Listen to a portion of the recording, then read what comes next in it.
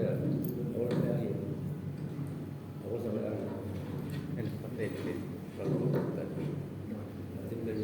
Assalamualaikum warahmatullahi wabarakatuh. Waalaikumsalam warahmatullahi wabarakatuh. Alhamdulillah. Allahumma sholli ala sayyidina Muhammad bin Abdullah wa ala alihi washabihi wa mawala. Rabbi shrah li sadri wa yassir li amri wa hlul 'uqdatam min lisani yafqahu qawli. Amma ba'd. Puji dan syukur kita panjatkan kehadirat Ilahi Rabbi Allah Subhanahu wa taala yang masih memberikan kepada kita kekuatan iman, Islam, mental dan fisik. Walaupun kita tadi sudah beraktivitas capek, dan memang kalau di dunia itu memang dunia capek Pak. Jadi apapun yang terjadi memang ya kewajiban kita capek itu karena kerja gitu ya. Dan kerja itu untuk ibadah. Kapan kita menikmati hasilnya? Ya seperti yang dijanjikan oleh Allah nanti di hari akhirat. Jadi kesimpulannya di dunia ini capek kerja lelah.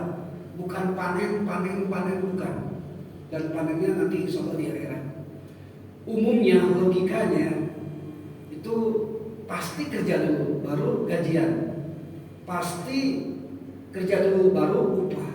Makanya karena kita di dunia ini Allah menugaskan kita wa khalaqtul jinna wal insa illa liya'budun, ibadah. Apapun yang kita lakukan dari mulai bangun tidur sampai tidur kembali, kalau kita niatnya ibadah, maka insya Allah itu adalah sebuah pahala dari Allah Subhanahu wa taala dan akan dibalaskan nanti di hari pembalasan, yaitu hari akhirat. Shalawat dan salam semoga limpahkan kepada junjungan kita Habibana wa Rasulana Sayyidina Muhammad Rasulullah SAW. Allahumma sholli ala sayyidina Muhammad wa ala ali sayyidina Muhammad. Hadirin kaum muslimin rahimakumullah, malam ini kita mudah-mudahan bisa menunaikan dan menuntaskan tasyahud akhir. Untuk kemarin kita belum selesai yaitu baca tahiyat. Mudah-mudahan nanti ada waktunya, gitu ya. Karena secara imla, secara bacaan giliran sudah tinggal penerapan huruf-hurufnya saja. Malam ini saya ingin membahas PR yang kembali belum dikerjakan atau belum disampaikan, yaitu sunnah daripada tasyahud akhir. Kenapa harus disampaikan?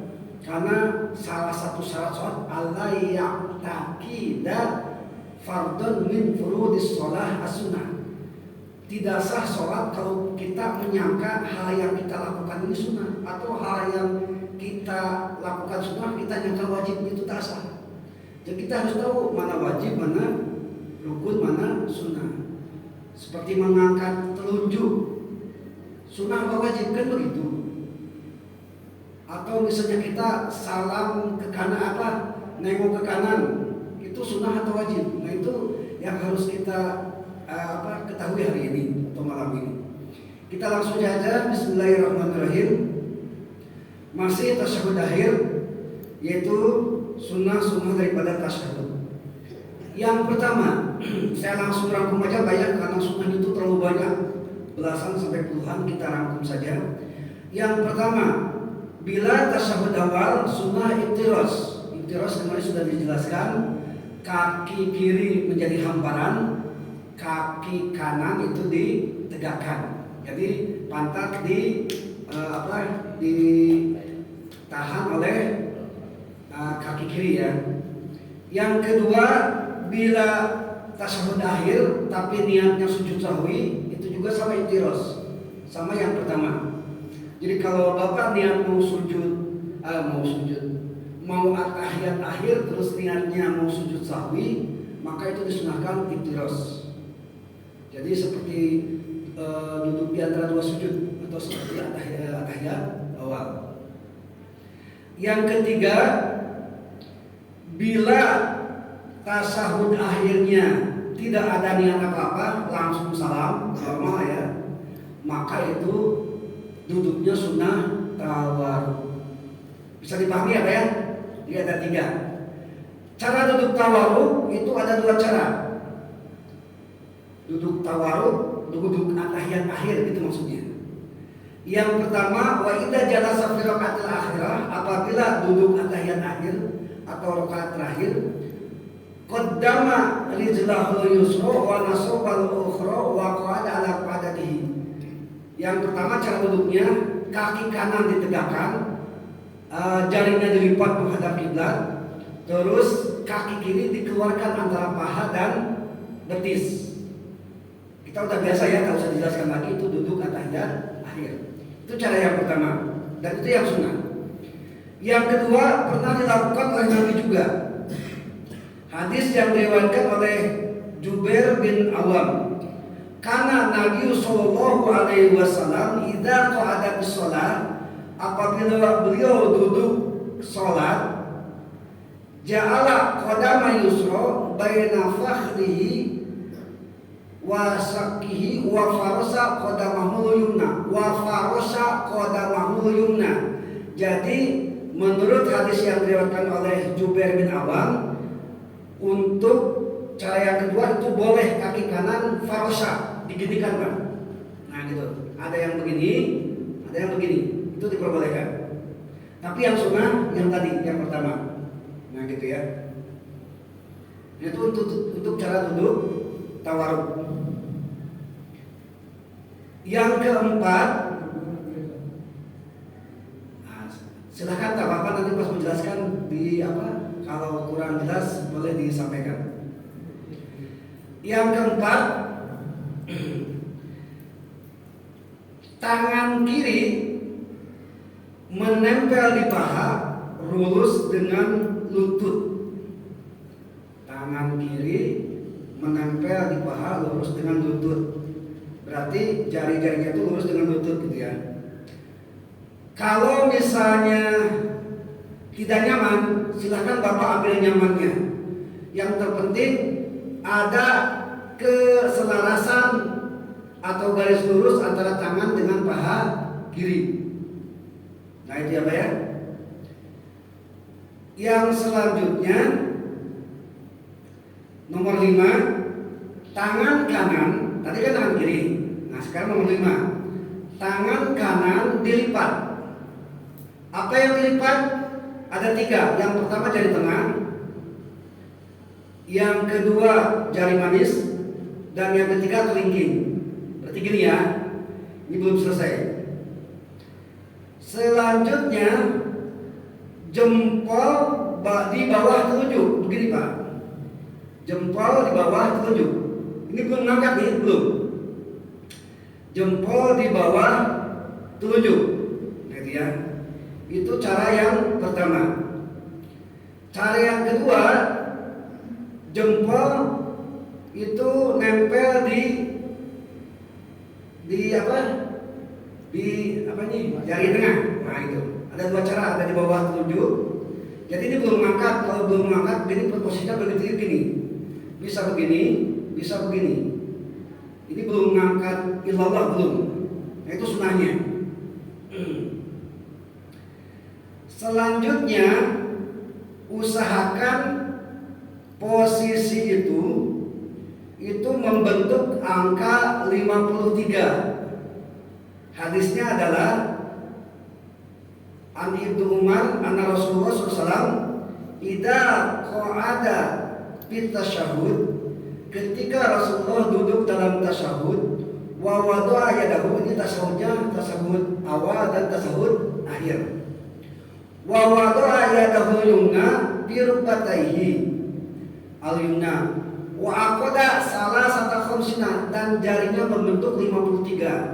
53 itu ini 5 mungkin, ininya 3. Jadi kayak gini lah.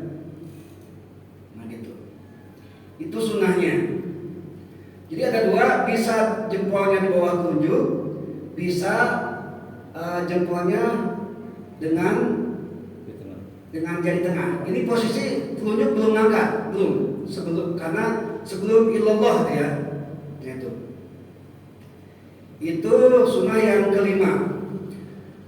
Ada ulama yang mengatakan kenapa jempol di bawah telunjuk, supaya ketika nanti ngangkat telunjuk gak bergoyang, jadi ditahan sama jempol. Karena kalau yuhari koha itu menggerak-gerakkan telunjuk ketika tahiyat, hukumnya makruh begitu. Jadi tata caranya seperti itu. Tapi kalau bapak tidak goyang-goyang, di sini pun tidak apa-apa, gitu ya. Nah jadi ketika atahiyat, ini mau atahiyat awal atau atahiyat akhir, jadi posisi jari posisi tangan lurus, gitu ya, nggak begini, apalagi begini ya, tak sopan ya Pak Haji ya. Nah, jadi lurus. Untuk jari jemari itu terserah, mau rapat, mau renggang, senyamannya kita apa, itu aja. Karena yang titik fokuskan sholat itu adalah kenyamanan supaya menimbulkan kehusuan, itu maksudnya. Makanya tadi ada pilihan dua, mau gini silakan, nyamannya yang mana. Mau gini pun tak jadi masalah, silakan aja, boleh saja. Cuma sunnahnya begini atau begini gitu. Jadi posisi atahiyat boleh begini, ini boleh bayar mubah. Yang sunnahnya begini, jempol di bawah telunjuk, atau jempol melingkar dengan jari tengah. Nah itu sunnahnya dua. Bisa dipahami ya Pak ya? Bapak biasa nyaman gitu udah aja gini nggak apa-apa. Daripada tak nyaman, tak khusyuk, kan begitu. Karena khusyuk itu kan lebih penting daripada sekedar begini-begini ya. Gitu. Karena ketidaknyamanan pasti menimbulkan ketidakkhusyuan, itu masalahnya. Ya, ini sebelum mengangkat nih. Jadi posisinya begitu. Ada 3, boleh terjulur, ini boleh mubah, boleh di bawah telunjuk, boleh dengan jari tengah. Nomor berapa Pak itu barusan? Nomor 5 ya. Tapi hadisnya itu jelas menunjukkan angka 5, 3. Silakan Bu. Pokoknya yang penting membuat angka 5 dan angka 3. 3 itu dilipat gitu ya. Nomor 6, mengangkat atau menggerakkan telunjuk. Gitu ya.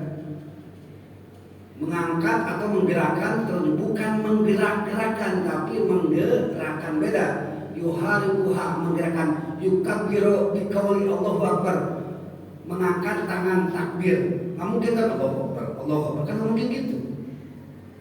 Jadi menggerakkan saja kalau di sini. Apa dalilnya menggerakkan telunjuk sunat?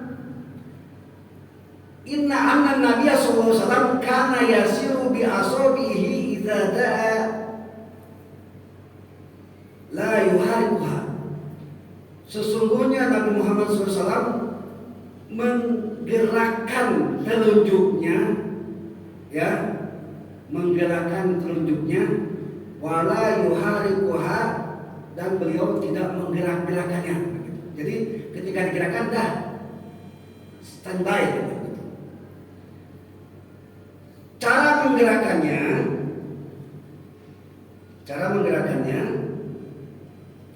ketika kita begini, posisi mata sebelum naik itu di tempat sujud, posisi mata ya. Ketika digerakkan, misalnya illallah, itu posisi mata langsung melihat telunjuk. Dan posisi telunjuk, kenapa hikmahnya dilihat? Khawatir telunjuknya lurus. Itu makruh juga kalau lurus. Harus telunjuknya nunduk. Nah, gitu. Nunduk. Gimana kalau tak punya jari telunjuk? Bisa aja kan kena bacok ya. Nah, itu jangan pakai jari yang lain, nggak boleh. Makruh juga. Kita pakai isyarat bahwa kita seolah-olah punya telunjuk aja. Illallah. Udah aja lah ganti sama ini misalnya. Wah itu lebih parah lagi ya. Telunjuk, silahkan Bapak cek dalam ilmu anatomi, gitu ya. Menurut ilmu neurologi, itu ujung syarat telunjuk itu di hati. Sehingga hati itu tempatnya tauhid, mengesahkan Allah. Kalau ini, mohon maaf, agak vulgar, ini ujung ototnya ke alat vital, alat kelamin kita. Nah itu. Jadi sayangnya kata sopan. Bukti kita sopan kalau Bapak diginikan tersinggung ya. Kalau anak muda bilangnya pak you kan ya. Nah itu tak sopan gitu ya. Jadi nggak usah. Kalau nggak punya telunjuk dah apa adanya aja. Karena perbuatan telunjuk itu hukumnya sunnah, tidak wajib, dan kita cerita lagi ceritanya tentang sunnah tasyahud awal atau tasyahud akhir. Nah gitu. Selanjutnya nomor 7. Kapan menggerakkan telunjuk? Sebetulnya banyak sekali Pak. Cuma karena kita udah sepakat mazhab Imam Syafi'i, kita nggak usah macam-macam lah ya. Ada yang dari awal, itu biasanya Muhammadiyah dari awal langsung. Ada yang digerak-gerakan itu biasanya Persis, Persatuan Islam. Kalau organisasi keislaman bisa gitu ya. Ada yang ketika lafaz Allah bergerak, At-tahiyatu mubarakatuh shalawatu thayyibatu lillah. Assalamualaikum ayuhan nabi warahmatullahi wabarakatuh. Ada yang kayak gitu. Karena kita komitmen satu versi saja. Nah, di sini sunnah mengangkat telunjuk itu ketika sampai ke lafaz illallah. Nah itu. Apa dalilnya? Dalilnya adalah dalam kitab I'anatul Talibin juz 1 halaman 174. Wa yusanu ayasiru biha inda qaulihi illallah. Disunahkan ketika isyarat dengan telunjuk diangkat itu ketika kalimat illallah. Nah gitu. Baik dalam tasyahud awal atau tasyahud akhir. Kita percepat ya Pak ya. Selanjutnya nomor berapa memang? 8. Nomor 8, melihat telunjuk setelah diangkat. Nah tadi yang saya jelaskan. Dalilnya adalah masih di I'anah juz 1 halaman 174. Wa yusanu nadhara ilaiha, dan disunahkan melihat telunjuk itu. Jadi ketika telunjuk diangkat illallah, asalnya kita melihat tempat sujud, kita alihkan mata melihat telunjuk. Tidak mau melihat tak apa-apa. Saya bilang ini sunnah saja. Itu aja. Tak jadi masalah, silakan aja. Nomor 9. Tidak menggerak-gerakkan telunjuk. Tidak menggerak-gerakkan telunjuk. Ini sesuai dengan apa yang disampaikan kitab Bajuri juz 1 halaman 330. Dalilnya adalah Inna Nabi sallallahu kana yasul bi asbihi idza da'a la yuharibuha. Nabi tak menggerak-gerakkan telunjuknya. Nah, tak menggerak-gerakkan itu bukan dilarang, tapi tidak mencontohkan. Jadi kalau ada orang yang gerak-gerakkan kita nggak jadi masalah, biarkan saja karena itu tak dilarang. Cuma hukumnya makruh saja. Nah begitu. Berarti kalau hukumnya menggerak-gerakkan makruh, berarti diam, berarti hukumnya sunnah, kan begitu. Sunnah itu kan kebalikannya makruh. Yang selanjutnya nomor 10. Nomor 10, sholawat Ibrahimiyah. Kita kan sholawat diajarkan oleh guru-guru kita kan sampai innaka hamidun majid, gitu ya. Asyhadu an la ilaha illallah wa asyhadu anna Muhammadar Rasulullah. Allahumma sholli ala sayyidina Muhammad wa ala ali sayyidina Muhammad. Sampai sana yang wajib. Kama shollaita ala sayyidina Ibrahim wa ala sayyidina Muhammad wa ala sayyidina Muhammad kama kata Ibrahim wa ala Ibrahim wa ala innaka hamidun majid. Nah itu hukumnya sunnah, ya. Jadi kita cerita sunnah nih. Jadi melakukan sholawat Ibrahimiyah itu hukumnya sunnah. Ada yang bertanya, kenapa kama sholaita ala Ibrahim enggak, kama sholaita Adam, kama sholaita Nuh, kama sholaita Musa? Kenapa? Karena Ibrahim adalah abul anbiya, bapaknya para nabi. Nabi Ibrahim punya anak tua dari Siti Hajar dan Siti Sarah, itu Nabi Ismail dan Nabi Ishak. Nabi Ismail ujungnya kepada Nabi Muhammad, Nabi Ishak, Nabi Yakub, Nabi Yusuf, sampai Nabi Musa, sampai Nabi Isa alaihissalam. Jadi keturunan Nabi Ibrahim itu memang nabi-nabi semua. Begitu. Yang nomor 11, melakukan salam ke kiri, ya, dan ke kanan dan kiri. Jadi walaupun Bapak atahiyat, innaka hamidun majid, assalamualaikum warahmatullahi wabarakatuh, tak nengok kanan itu tak jadi masalah. Karena yang wajibnya mengucapkan salam. Yang fatal nengok tapi salam cuma di hati, nah itu tak asal sholatnya. Karena yang pentingnya itu salamnya itu. Ada kan yang kayak, mohon maaf, bukan saya memperhatikan orang, cuma terkadang ketika kita melihat sunat cuma itu aja. Padahal memang apa istilahnya yang wajibnya itu salam, nengoknya itu tak wajib. Kan kita keliru selama ini, nengok ke kanan wajib, salamnya nggak terucap. Sedangkan nyebut assalamualaikum itu wajib terucap, minimal terdengar oleh diri sendiri, kan begitu. Yang selanjutnya, nah ini kalau setelah salam selesai kan biasanya ya. Nah, jadi ada yang terakhir setelah ucapkan salam ke kanan dan ke kiri, bukan salam, nengok kanan ke kiri, itu maka kita selesai. Nanti urusan salam nanti kita coba bahas, mudah-mudahan malam ini juga selesai. Apakah assalamualaikum saja atau assalamualaikum warahmatullahi atau assalamualaikum warahmatullahi wabarakatuh, itu ada 5 tata cara salam. Nah dia. Yang terakhir adalah sunnah ketika tasawuf akhir mengusap wajah. Apa dalilnya? Dalilnya adalah dari Sayyidina Umar radhiyallahu anhu. Idza madda yadayhi fi du'a lam yuradduhuma hatta yamsaha bihima wajhahu. Ketika Nabi berdoa menengadahkan kedua tangan dalam doa, Nabi tak pernah turunkan tangannya kecuali sebelum diturunkan mengusap wajahnya. Itu yang pertama ya. Jadi kalau di sini berarti dalilnya dengan 2 tangan ketika berdoa. Kok bukan sholat? Bukankah sholat itu sama dengan doa?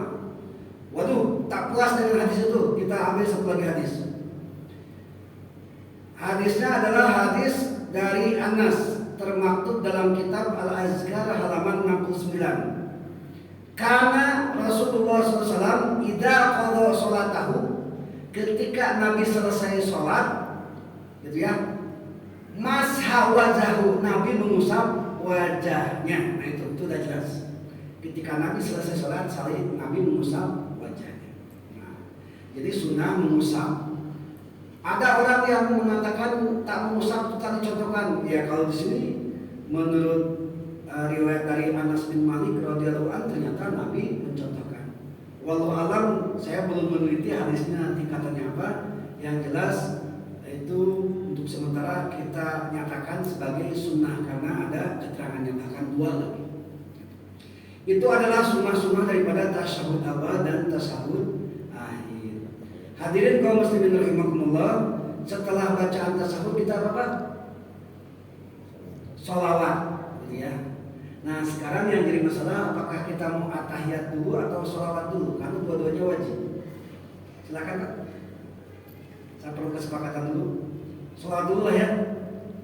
Emang? Karena sholawat itu rukun juga gitu maksudnya. Baik. Setelah at-tahiyatul mubarakatuh shalawatut thayyibatu lillah, assalamualaikum ayuhan nabi wa rahmatullahi wabarakatuh, assalamualaikum warahmatullahi wabarakatuh, asyhadu an la ilaha illallah wa asyhadu anna muhammadar rasulullah. Nah, setelah itu maka rukun salat yang selanjutnya di sini rukun salat yang ke sebentar al-khamisu asyara, dan rukun salat yang ke-15 as-salatu ala nabi sallallahu alaihi wasallam, mengucapkan salawat kepada Nabi Muhammad sallallahu alaihi wasallam. Wa aqalluha, sedikitnya yang wajibnya maksudnya ya, sedikitnya Allahumma sholli ala Muhammad, itu sedikitnya. Saya mau tanya sama bapak-bapak, kalau makan lauk pauknya mau sedikit mau banyak? Nah gitu aja lah pokoknya. Ya, mau kenyang kan? Giliran makan pingin kenyang, giliran ibadah pingin pas-pasan, kan kita tak punya otak ya, gitu. Maksudnya gitulah. Jadi sedikitnya segitu. Nah sekarang sholawat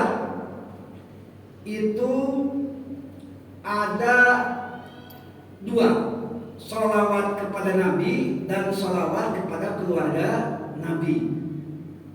Jadi ada dua pendapat ulama, cukup sampai Allahumma sholli ala Muhammad, tapi ada sebagian ulama mengatakan Allahumma sholli ala Muhammad wa ala ali sayyidina Muhammad. Jadi salawat ke Nabi dan ke keluarga Nabi, begitu ya.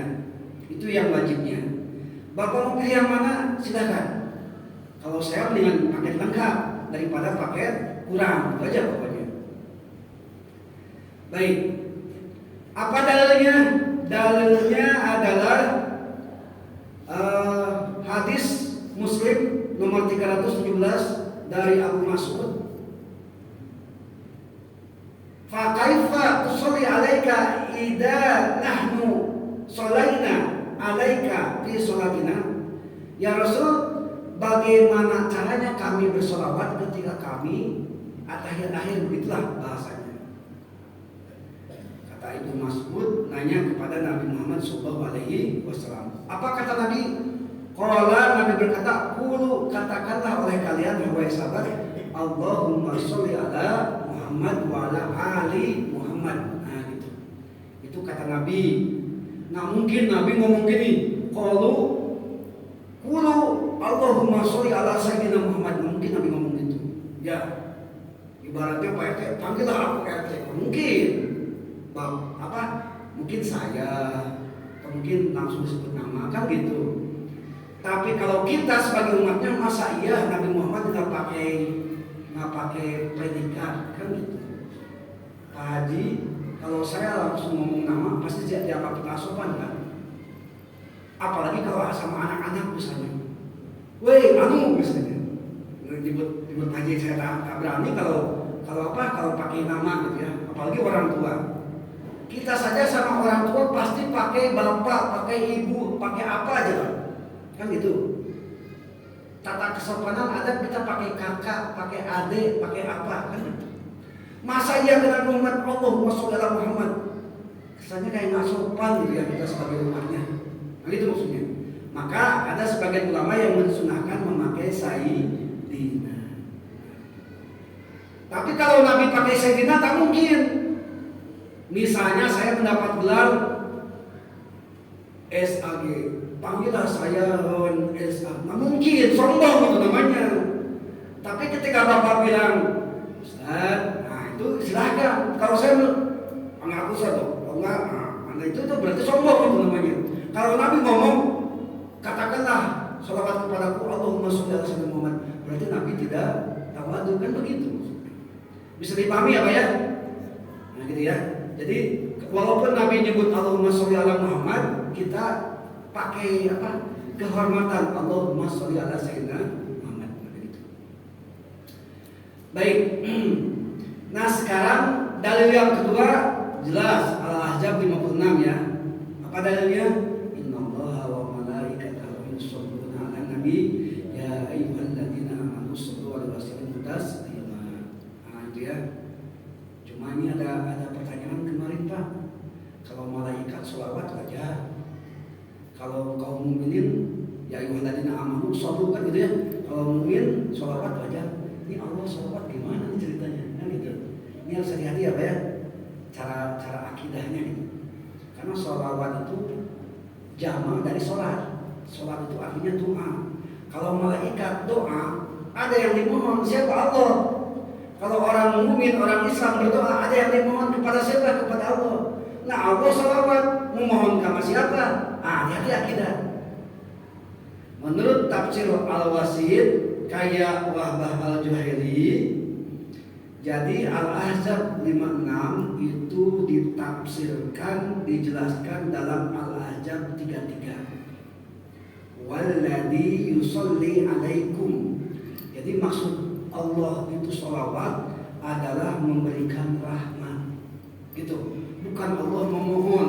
Kalau Allah memohon kepada siapa? Bisa jadi musuh kita. Jadi hati-hati ya Pak ya, karena ini unsurnya unsur akidah. Gitu. Makanya sholawat itu menurut tafsir Al-Juhaili, yang pertama sholawat dari Allah pengertiannya pemberian rahmat dan berkah. Sholawat malaikat maknanya adalah makna istighfar, memohon ampunan kepada Allah untuk Nabi Muhammad gitu. Kalau orang mukmin itu pengagungan atas kedudukan Rasulullah Shallallahu Alaihi Wasallam. Itu harus membedakan, Pak. Karena nggak mungkin. Malaikat juga. Kenapa? Malaikat. Kalau malaikat rumahnya istighfar, memohon ampunan. Kalau orang mukmin itu pengagungan atas kerasulan Nabi Muhammad SAW. Bagaimana cara pengagungannya? Tadi salah satunya memakai sayyidina. Jangan cuma nama saja. Makanya ketika disebut nama, ucapkan, disunahkan. Sallallahu alaihi wasallam. Allahumma sholli wa sallim alaihi begitu. Nah, jadi rukun sholat yang ke-15 membaca sholawat. Allahumma sholli ala, ini minimal ya. Allahumma sholli ala Muhammad wa ala ali Muhammad. Sunnahnya kama sholaita ala Ibrahim, dan selanjutnya sampai innaka hamidum majid. Dan selesai sholawat, kita langsung terakhir, bukan terakhir, yang berapa tadi? Tadi yang ke-15, sekarang yang ke-16. Karena jadi ingin selesai sekarang ya. Yang selanjutnya asadisu asyara assalam. Rukun sholat yang ke-16 adalah mengucapkan salam. Mengucapkan, ingat Pak, jangan di hati, jangan cuma kumatkan, jangan, tapi harus terdengar oleh diri sendiri. Minimal terdengar oleh diri sendiri. Nggak terdengar dah terasa sholatnya, mohon maaf, karena rukun masalahnya. Balikan lagi, rugi kita, rugi waktu gitu ya. Jadi wa aqalus salam wa aqaluhu, dan sedikitnya salam itu assalamu alaikum, sedikitnya segitu. Jadi assalamualaikumnya terdengar sama kita. Assalamualaikum. Saya coba perbesar ya, berbisiknya. Assalamualaikum. Nah, gitu ya. Cuma kadang-kadang berbisik untuk diri sendiri jadi terdengar sama orang lain kalau pakai begini. Nah, itulah bingungnya teknologi ya. Nantilah ulama-ulama aja lah itu yang menyelesaikan. Nah, sekarang tata cara salam ada 5, Pak. Tapi sebelum tata cara, apa dalilnya tentang salam? Yang pertama hadis dari Abdullah dari Ibnu Mas'ud, diriwayatkan hadis riwayat Muslim nomor 3107, termaktub dalam kitab Bajuri juz 1 halaman 236. Ka'anni unduru ila biyadi khutbihi an yaminihi assalamualaikum warahmatullah wa an yasarihi assalamualaikum warahmatullah. Begitu hadisnya. Kata Ibnu Mas'ud, kata Sa'ad bin Abi Waqqas, kata Abdullah, seakan-akan aku melihat pipinya Nabi nengok ke kanan, jadi kelihatan pipinya yang putih, gitu ya. Nengok ke kanan seraya mengucap assalamualaikum warahmatullah. Berarti ketika Sa'ad bin Abi Waqqas, Abdullah dan Ibnu Mas'ud di belakang Nabi, itu bisa melihat pipi Nabi dan mendengarkan Nabi bilang assalamualaikum. Itu ke kanan. Wa miyasarihi, dan Nabi nengok ke kiri, Nabi bilang assalamualaikum warahmatullah. Jadi hadisnya ternyata sampai assalamualaikum warahmatullah. Bagaimana kalau wabarakatuh? Nah, ini beda pendapat lagi para ulama. Makanya kita kumpulkan dalam 5 tata cara salam. Ini belum termasuk salamnya apakah pas nengok atau sebelum atau gimana. Tapi kalau mazhab Imam Syafi'i, ke kiblat dulu, assalamualaikum warahmatullah. Assalamualaikum warahmatullah. Warahmatullah. Begitu Pak. Gitu ya. Kalau menurut mazhab Syafi'i ya. Tapi ada juga yang nengok dulu baru assalamualaikum. Ada. Nggak jadi masalah kalau itu. Yang penting assalamualaikumnya bukan nengoknya. Nah, sekarang tata cara salam ada 5. Yang pertama, salam lengkap, yaitu assalamualaikum warahmatullahi wabarakatuh, ke kanan dan ke kiri, serta mengeraskan keduanya. Ini berdasarkan hadis Ibnu Mas'ud dan hadis daripada Abu Ubaidah. Itu yang pertama. Jadi yang pertama assalamualaikum warahmatullahi, Assalamualaikum warahmatullahi wabarakatuh. Assalamualaikum warahmatullahi wabarakatuh. Itu yang pertama. Yang kedua, ke kanan Assalamualaikum warahmatullahi wabarakatuh. Ke kiri Assalamualaikum warahmatullahi. Beda kan? Nah, gitu kan? Berarti yang ke kiri nggak pakai wabarakatuh. Ini hadis berdasarkan dari hadis riwayat Abu Daud yang diriwayatkan dari Wa'il ibnu Hujr. Yang ketiga, salam ke kanan dan ke kiri Assalamualaikum warahmatullahi. Assalamualaikum warahmatullahi. Ini sesuai dengan hadis Nabi yang tadi. Nah, jadi kalau mau ngambil yang sempurna, yang ketiga baru sempurna. Ya, karena sesuai dengan hadis Rasulullah Shallallahu Alaihi Wasallam. Yang keempat, salam ke kanan Assalamualaikum warahmatullahi. Salam ke kiri cuma bilang Assalamualaikum saja. Itu yang keempat. Beda ya Pak ya? Yang keempat Assalamualaikum warahmatullahi ke kanan, yang ke kirinya Assalamualaikum dah titik gitu. Gak pakai warahmatullahi lagi. Dan yang terakhir ini yang paling pelit nih. Salam sekali ke kanan saja. Ya, Assalamualaikum. Nah, selesai ya. Nah itu. 5-5-nya silahkan. Tapi kalau mau direkomendasi nomor 3 aja, karena sesuai dengan hadis Rasulullah Shallallahu Alaihi Wasallam. Apakah Assalamualaikum saja cukup? Cukup. Karena wa'aqallahu assalamualaikum. Cuma ya kembali ke kita mau pas-pasan atau mau kelebihan aja lah pokoknya ya. Alhamdulillah wasyukurillah, selesai kita rukun sholat sesuai dengan janji saya malam ini. Kita coba bahas bacaan tentang at-tahiyat. Kita coba tulis ya. Atau barangkali ada yang bertanya dulu? Silakan Pak Haji.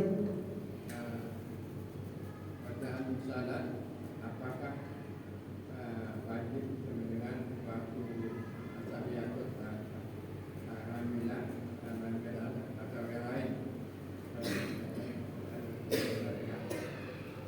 Bacaan sholat rukun sholat yang berapa itu? Alhamdulillah. Al-Fatihah. Atau yang lain juga ada di dalam. Oh gitu. Jadi cara membaca Al-Fatihah itu ada 2 selama ini. Ada bismillahnya di sir, alhamdulillahnya sampai waladulin di zahar kan gitu. Kalau mazhab Imam Asy-Syafi'i Pak Haji, bismillahnya juga dijaharkan semua, tidak dianaktirikan. Karena Al-Fatihah termasuk karena bismillah termasuk Al-Fatihah, itu ayat pertama. Sampai waladulin ayat ke-7. 1 sampai 7 dijaharkan, dijelaskan semua. Ya, itu dari mazhab Imam Asy-Syafi'i. Kalau yang disirkan bismillahnya langsung alhamdulillah itu biasanya mazhab Imam Hambali. Mohon maaf, biasanya saudara kita Muhammadiyah atau saudara kita yang salafi gitu ya, biasanya. Apa bedanya salafi dengan Muhammadiyah? Muhammadiyah itu salafi yang moderat. Tapi kalau salafi adalah Muhammadiyah yang agak keras. Itu aja bedanya. Yang lain At-tahiyatul itu ayat ini yang mau saya sampaikan. Jadi at-tahiyatul sampai di mana bersuaranya, dan kemarin kita membahas tentang tasjid yang 16 dan 5 itu kan. Ternyata 16 dan 5 itu adalah at-tahiyat yang wajibnya, bukan sampai akhir. Ustaz, ada sebagian waktu salam itu tangannya dibuka, Pak Ustaz. Oh iya. Ada pernah kita lihat ada penelitian Pak. Begini, saya dengan berat hati mengatakan memang ada hadisnya.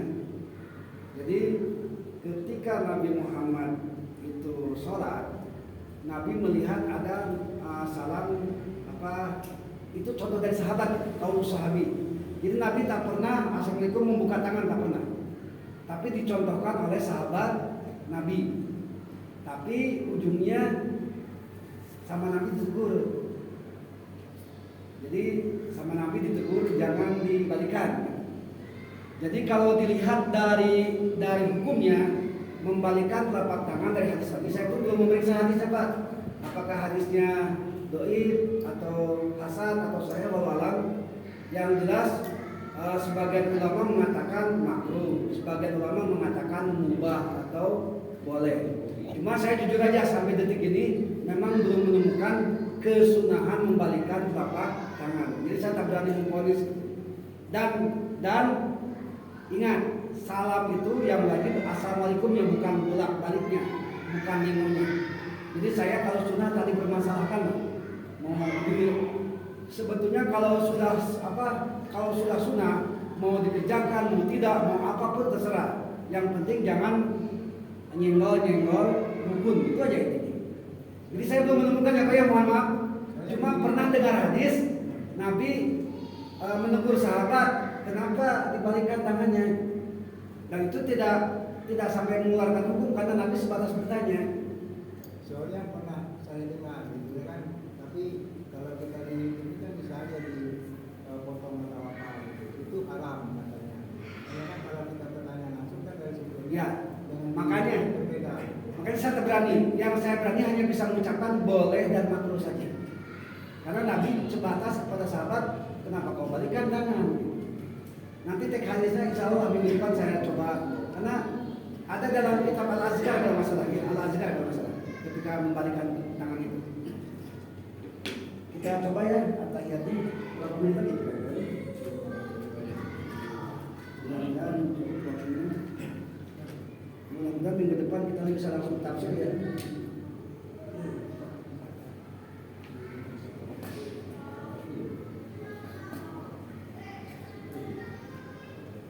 Tolong dikoreksi, khawatir tidak apa.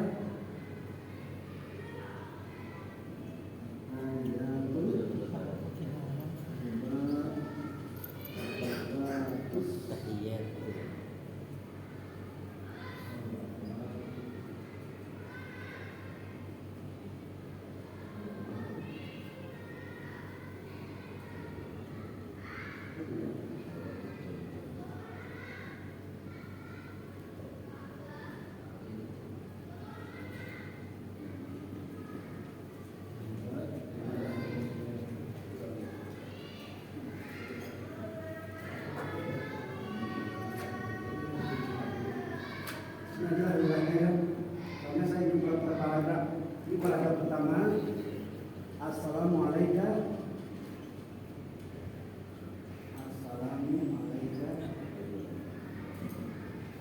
Ayuhan Nabi. Ayuhan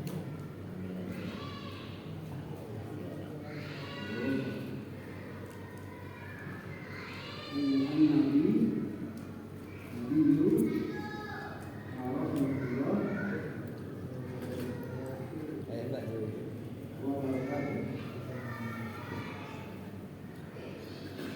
Assalamualaikum.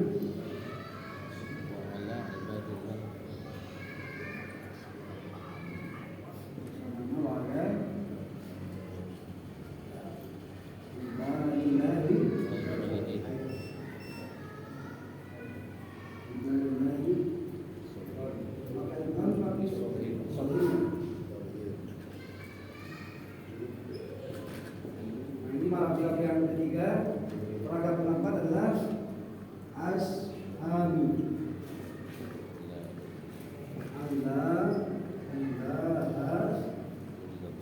Allah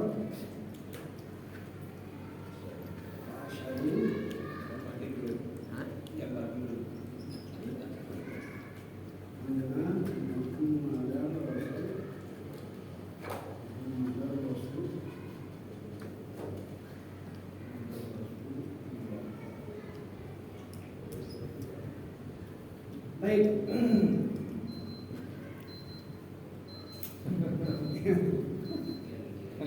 Akhirnya, jadi minimal at-tahiyat itu Pak Haji, at-tahiyatu lillah. Jadi ini sama ini. Nah, jadi ini 1, 2, 3 tadi sebut tak apa-apa. Gitu ya. Jadi yang pertama minimal at-tahiyatu lillah. Itu menurut kitab Fatumuin dan Ya'natul Talibin. Dan ulama jumhur, rata-rata ulama mazhab Syafi'iyah seperti itu. Jadi misalnya kita mau pakai al-mubarak atau sholawat thayyibah itu tidak jadi masalah. Yang wajibnya itu at-tahiyatu lillah. Itu wajib. Itu paragraf pertama. Paragraf kedua, assalamualaikum itu bisa diganti dengan salamun alaika. Tak pakai alat lampu tak apa-apa. Tapi Tapi karena kita biasa assalamu, kita assalamu aja. Assalamualaikum ayuhan nabi wa rahmatullahi wabarakatuh. Assalamualaikum wa ala ibadillahi sholihin. Asyhadu an la ilaha illallah wa asyhadu anna Muhammadan abduhu wa rasuluh wa asyhadu anna Muhammadan rasulullah. Gitu. Jadi yang diwajibkan kemarin tasbih itu bukan diwajibkan, disunahkan yang sini. Itu untuk bacaan at-tahiyat. Bagaimana cara membacanya dan maksudnya? Bapak-bapak udah tahu maknanya belum? Jadi ketika baca ini, apa yang dipikirkan di bapak-bapak? Nah sebenarnya kita ingin bahas juga gitu ya, seperti hanya bahas Al-Fatihah. Nah, Kesaksian.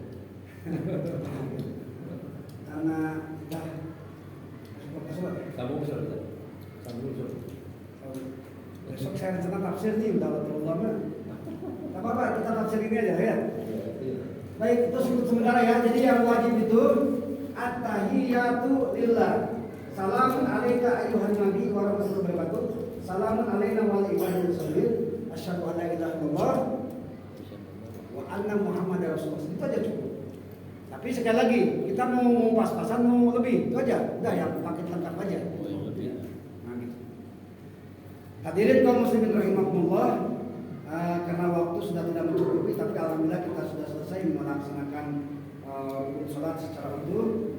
Itu saja mungkin yang bisa saya sampaikan. Mudah-mudahan apa yang kita laksanakan, kita kaji selama ini, terutama fikih sholat, mudah-mudahan menjadikan tambah kita kualitas sholat, terutama kualitas dalam melaksanakan secara fisik daripada rukun sholat. Karena kalau sholat tidak sah karena tidak memenuhi rukun, bagaimana mau diterima? Yang sesuai dengan syarat dan rukun saja wallahu alam diterima atau tidak sholatnya, apalagi kalau tidak sesuai dengan syarat dan begitu ya. Itu saja, demikian. Wallahu muwaffiq ila aqwamit thoriq. Wassalamualaikum warahmatullahi wabarakatuh. Waalaikumsalam warahmatullahi wabarakatuh. Allahumma